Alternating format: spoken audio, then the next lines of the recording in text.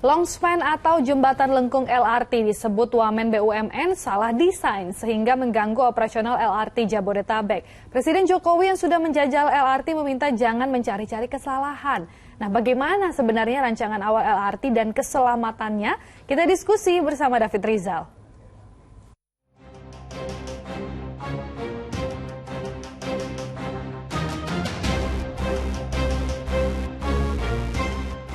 LRT Jabodebek siap beroperasi.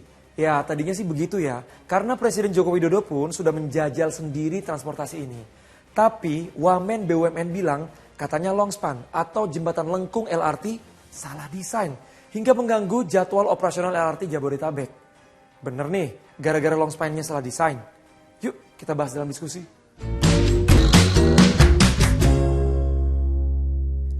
Ya, sempat dibanggakan karena menjadi longspan atau rel lengkung terpanjang di dunia.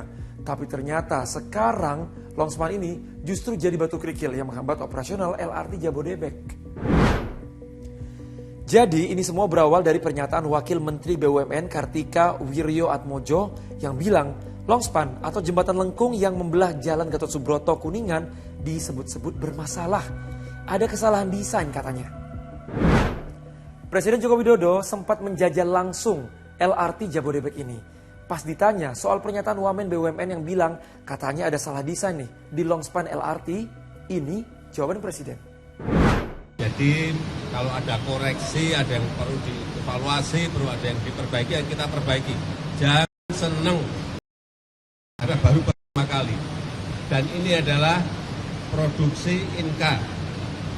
Konstruksinya juga dikerjakan oleh kita sendiri, semuanya oleh kita sendiri. Jadi kalau ada ya harus kita maklumi, tetapi kita perbaiki. Ya, enggaklah semuanya direncanakan, semuanya dihitung, semuanya pasti ada perencanaan, ada penghitungan. Tapi di lapangan kadang-kadang bisa ada adjustment, ada penyesuaian, saya kira biasa. Tuh, semua ada perhitungannya. Apalagi ini proyek untuk publik. Pernyataan Wamen BUMN soal adanya kesalahan desain di longspan LRT ini juga jadi sorotan publik. Warganet langsung ramai-ramai komen di akun media sosial LRT Jabodebek. Mereka ikut mempertanyakan, bener nggak nih salah desain? Kami tanya langsung ke perencana jembatan lengkung LRT ini. Bagaimana sebetulnya rancangan awal jembatan lengkung LRT ini?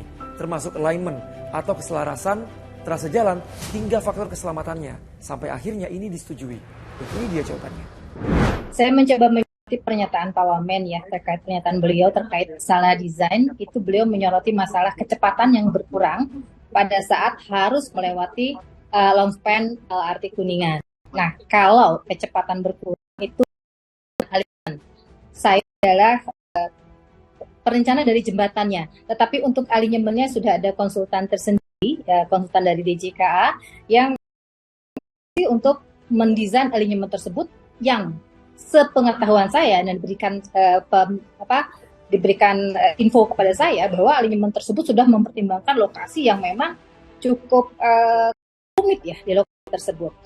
Kalau untuk jembatan sendiri, insya Allah kami pastikan di sini tidak ada salah desain karena kami sudah melalui struktur prosedur yang sangat lengkap yang juga sudah diuji oleh pihak-pihak yang berkompeten tersebut, bahkan sudah dilakukan uji beban.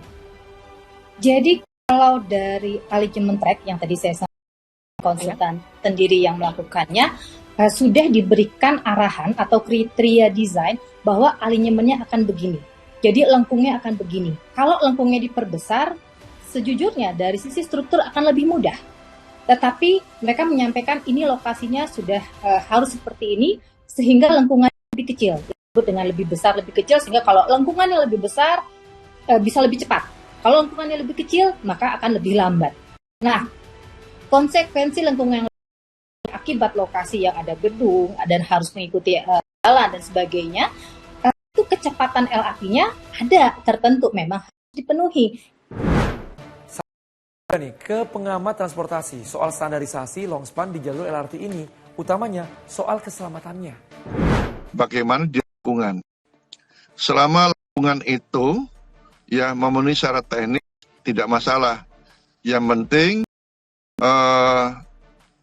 akan diatur berapa kecepatan yang boleh digunakan pada lengkungan dengan jari-jari.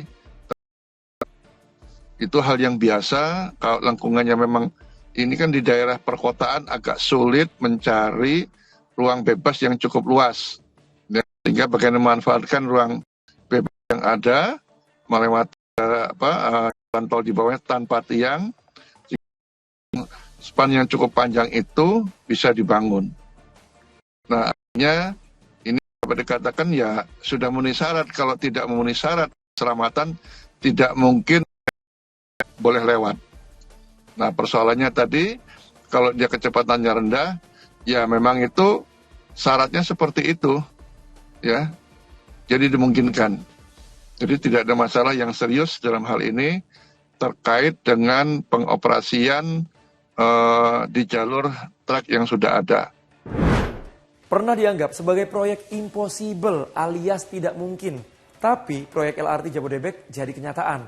Ya, berbagai penyempurnaan terus dilakukan untuk memastikan keselamatan dan juga keamanan para penggunanya. Menurut kamu gimana? LRT Jabodebek sudah siap dioperasikan? Tulis di kolom komentar ya.